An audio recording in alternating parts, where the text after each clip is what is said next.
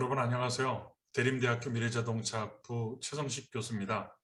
취업, 라오나토. 우리 대림대학교 미래자동차학부 재학생들과 졸업생들에게 즐거운 선물이라는 뜻의 우리 순수 우리말인 라오나토가 되도록 취업, 라오나토 시작하겠습니다. 자, 이 유튜브의 제작 목적과 내용은 대림대학교 미래자동차학부에 입학할 장래의 제자들과 재학생들의 졸업 후 진로에 작은 힘이나마 보태기 위함이 첫 번째고요. 또 대림대학교 미래자동차학부의 홍보도 그 목적이 있습니다. 대한민국 최고의 전문가 집단인 대림대학교 미래자동차학부의 교수진과 직원들 모두는 재학생들과 졸업생들이 우리 사회에서 중추적인 역할을 잘 감당해낼 수 있도록 최선을 다해 함께할 것입니다. 대림대학교 미래자동차학부는 여러분들을 환영합니다. 자, 지난번 때 순서를 좀 바꿔서 정비 분야에 이어서 원래는 손해사정 분야가 나왔어야 되는데 제가 말씀드린 대로 이 손해사정 분야가 조금 여러분들에게는 좀 생소하고 얘기할 내용들이 좀 많아서 제가 전공 관련 분야와 또 전공의 분야를 정비 분야와 같이 붙여서 말씀을 드렸고요. 자, 이번 시간에는 손해사정 분야를 여러분들과 함께 공유하고자 합니다.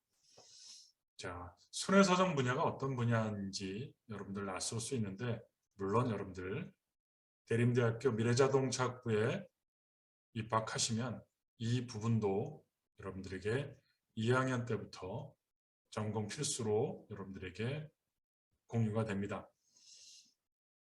자, 이번 시간엔 간단히 여러분들에게만 설명할 텐데요. 자, 손해사정 분야의 주요 취업지는 삼성, 현대, DB, KB, 현대, 삼성, KB, DB 순서 그렇게 중요하지 않습니다만 또 민감할 수 있어서 제가 순서도 바꿔서 호명을 했고요.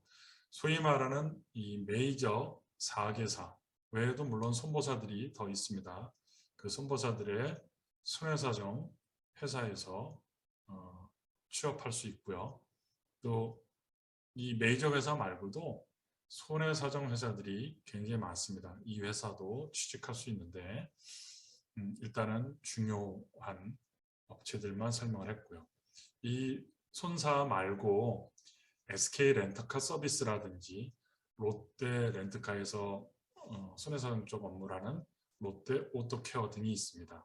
이 회사에서도 2021년도에 대림대학교 미래자동차학부 졸업 예정자들이 혹은 졸업자들이 취업을 해서 현재 근무 중에 있습니다.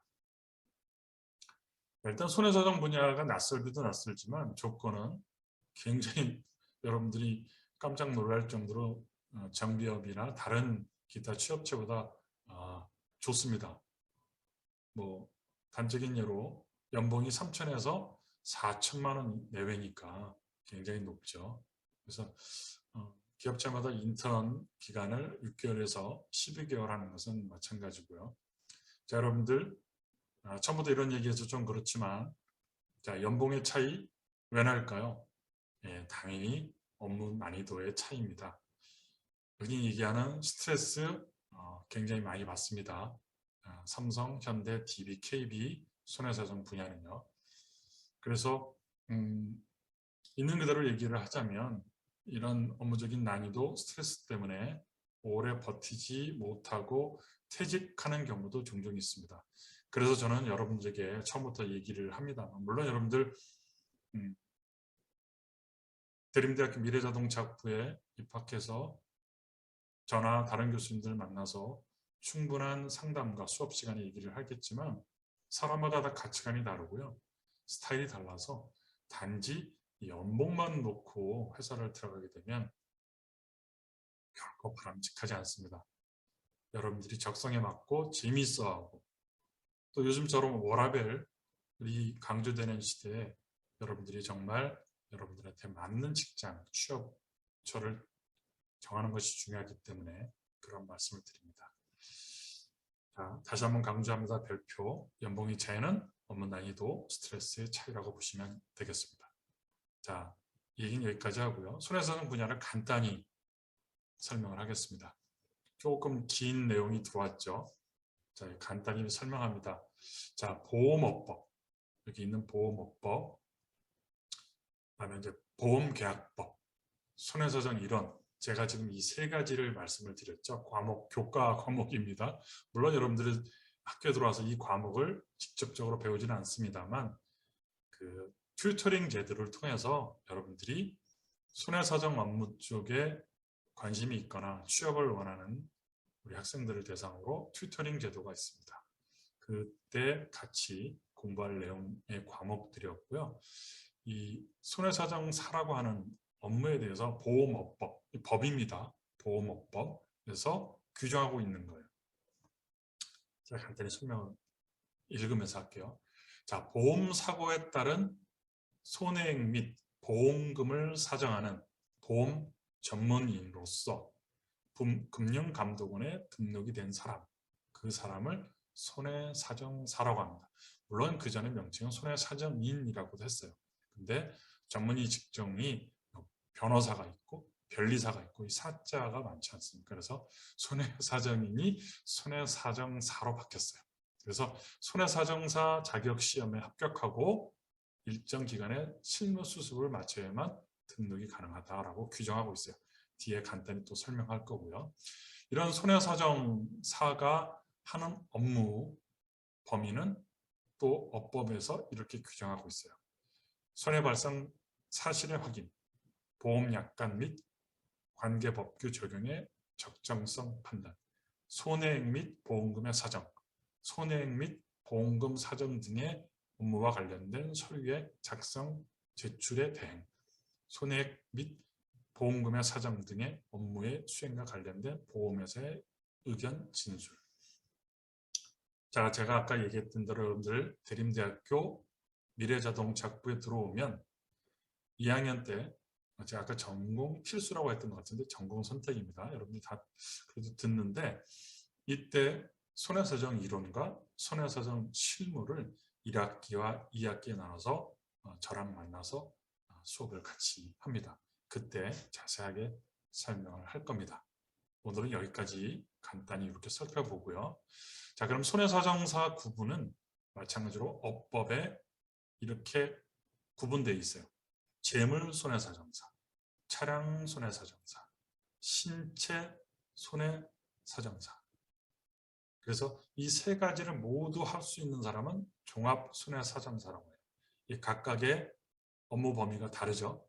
이것은 여러분들이 참고하시면 될 겁니다. 자, 이것도 여러분들이 대림대학교 자동차학부에 들어와서 손해사정 업무에 관련된 수업을 들을 때 설명이 됩니다. 뭐 마찬가지로 이 항목도요. 자, 손해사정사는 마찬가지로 보험업 감독 규정에 고용손해사정사가 있고 독립손해사정사가 있다. 여기까지만 일단 여러분들 간단히 이해하시고요. 자, 그러면 손해사정사 시험은 뭐냐?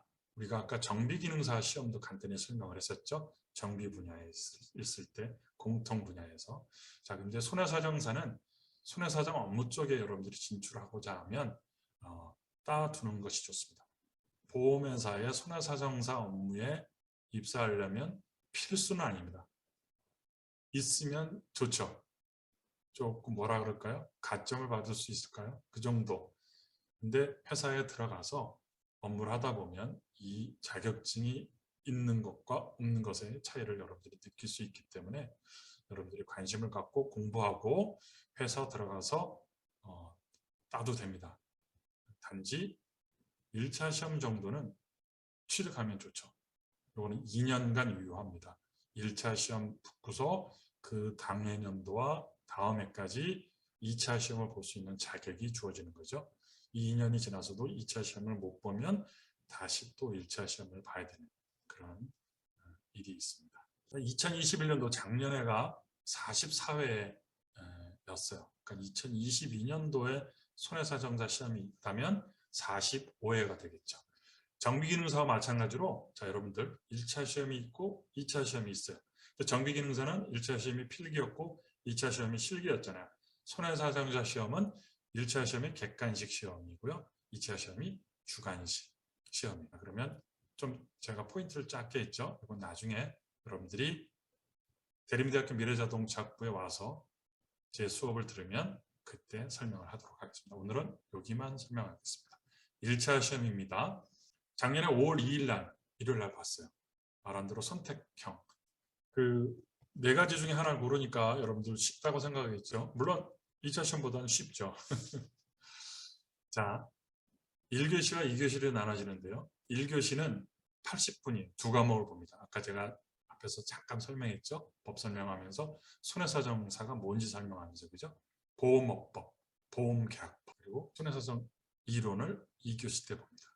자, 각각 뒤에 설명 다시 하겠지만 업법도 40문제, 보험계약법도 40문제, 도합 80문제를 1교시 80분 동안 풀어야 되니까 1분에 한 문제씩 오버되지 않게 쭉쭉쭉 풀어나가야 된다는 얘기는 너무 깊게 공부할 필요는 없다는 얘기죠. 이것도 오해해서 건성건성 해도 된다는 얘기는 절대로 아닙니다. 자, 2교시 때는 마찬가지로 손해사정 이론을 하는데 이것도 40문제 1분에 한 문제씩 풀어야 되고요. 각각 이 세 과목당 40점 이상을 취득을 해야 돼요. 과락이라는 얘기죠. 40점 밑으로 오면. 그래서 과락이 세 과목 다 없어야 되고요. 전 과목 평균이 세 과목 해서 60점 이상 득점하면 합격을 합니다. 좀 더 구체적으로 1차 시험에 대해서 얘기하면요. 과목당 몇 문제? 40문제. 그러면 보험업법, 보험계약법, 손해사정 이론 각각 40문제, 한 문제당 2.5점씩이라는 얘기잖아요. 그래서 과목당 과락을 40점 이쯤 과락인데 그죠? 40점을 넘기려면 40문제 중에 최소 16문제를 맞춰야지만 과락을 피할 수 있고요. 그런데 세 과목 평균이 몇 점? 60점까지 맞춰야 되니까 한 과목당 24문항을 맞춰야 돼요. 40문제 중에 24. 쉬운 것 같기도 하고 어려운 것 같기도 하고 합격을 하려면요. 여러분들 나중에 제가 여러분들에게 팁을 미래자동차학부에 들어오면 팁을 정말 상세히 설명하고 튜터링을 통해서도 합격의 노하우를 전달하겠습니다. 뭐 일반적으로 인터넷 강의, 인강이라고 하죠. 또 모의고사나 여러분 오답 노트를 작성하는 것도 굉장히 중요한 것입니다. 자, 차량 손해사정사, 그러니까 손해사정사 종류가 많았죠. 여기서는 이제 차량 손해사정사 합격률만 우리가 한번 보겠습니다. 자, 여기 폭탄 표시인가요? 전체 손해사정사 종류가 뭐라 그랬죠? 제가 재물이 있고 차량이 있고 신차가 있는데 자, 차량의 손해사정사 3개년도 합격률을 보면요. 19년도에는 차량은 27.46, 20년도에는 17.39, 21년도 작년은 13.32, 좀 떨어졌죠? 합격률이. 그래서 토탈 1차는 평균 한 30% 전후고요. 물론 2차는 반토막인 15% 전후입니다. 그래서 일단 여러분들을 1차 손해사정 시험에 관심을 갖고 도전하면 된다는 얘기를 하고요. 자, 이것은 제가 참고로 여러분들에게 손해사정사, 이때는 차량만 있는 것이 아니라 재물, 차량, 신체 다 합쳐서 손해사정사 2차 합격률에 대한 연령대별 비율을 가져왔어요. 18년도와 20년도 두 개년을 가져왔는데 자, 제가 이걸 가져온 게 이유가 있습니다. 25세 이하도 있고요. 26세에서 30세, 31세에서 41세, 41세 이상도 있어요. 그런데 자, 여러분 나이대가 여기에 해당되겠죠? 뭐 심하게 여기도 있을 수 있죠. 그런데 두 개년도를 보면 합격률이 15.5%, 22.8%, 13.1%, 19.5%. 그런데 나이가 31세에서 41세. 합격률이 제일 높죠. 41.3%, 44.2%. 여러분들의 삼촌, 또 여러분들의 아빠 나이 41세 이상 되는 분들도 23.3%, 20.4%. 여러분들 나이 때보다 훨씬 높아요. 이 얘기는 뭐예요? 나이가 들면 기억력이 떨어지고 외워도 또 까먹고, 여러분들은 기억력이 좋잖아요. 그럼에도 불구하고 합격률이 차이, 저는 그것을 간절함의 차이라고 봅니다. 자격증이 있어야 된다고 하는 그런 취득을 해야 되겠다는 그 간절함을 가지고 공부한 나이 때는 그렇지 않은, 좀 덜한, 물론 사람마다 다르겠습니다만, 나이가 뭐 많다고 무조건 간절해지는 건 아니겠습니다만, 대체적으로 평균적으로 간절함의 차이가 합격률을 가른다라고 저는 여러분들에게 얘기하고 싶습니다. 간절하면 됩니다. 자, 여러분, 자, 손해사정사의 취업 준비. 자, 이것은 지난번 공통사항에도 있었지만 특히나 손해사정사에 국한시켜서 보면, 자, 자격증 취득이 기본은 손해사정사 정비기능사라고 제가 말씀드렸고요. 손해사정사 1차만 합격을 하든지 1차를 준비한다고 하는 흔적을 갖고 있으면 취업 준비에 용이하겠습니다. 특히나 다른 업, 정비업도 마찬가지고 전공과 관련되지 않은 기타도 마찬가지지만 이것도 마찬가지로 공통이 되겠습니다만, 자, 인문학적 소양을 여러분들 키웠으면 좋겠고요. 학교 다니면서 그 예로 독서와 글쓰기, 제가 잠깐 언급했던 화법 연습, 또 학점 관리도 무시하지 못합니다. 보통 대기업에서 학점 3.0 이상이 서류 전형에서 통과될 가능성이 높습니다. 3.0 이상, 4.5에서 3.0 받기 어려운가요? 여러분들 노력하면 되죠. 그리고 체력도 체력이지만 여러분들 몸과 마찬가지로 마음에도 근육이 있습니다. 여러분들 스트레스를 얼마나 잘 소화해내고 여러분들이 그 스트레스에 지지 않게 하기 위해서는 마음의 잔 근육도 키워야 된다는 것입니다. 여러분들 몸과 마음의 잔 근육을 키우고 또 인문학적 소양을 키우고 또 이런 자격증 기본 취득을 하도록 하는 그런 모든 것들은 여러분들 손에 달려있지만, 그 여러분들 손에 달려있는 이런 취업 준비가 효율적으로 효과적으로 우리 대림대학교 미래자동차학부의 교수님들과 또 학부에 있는 선생님들이 여러분들을 끊임없이 잔소리하고 나쁘게 얘기하면 닥달할 겁니다. 여러분들 잘 따라오시고요. 여러분들이 취업을 잘 준비할 수 있도록 적극적으로 도울 수 있는 대림대학교 미래자동차학부로 여러분들 관심을 많이 갖고 지원하고 입학해 주길 바랍니다.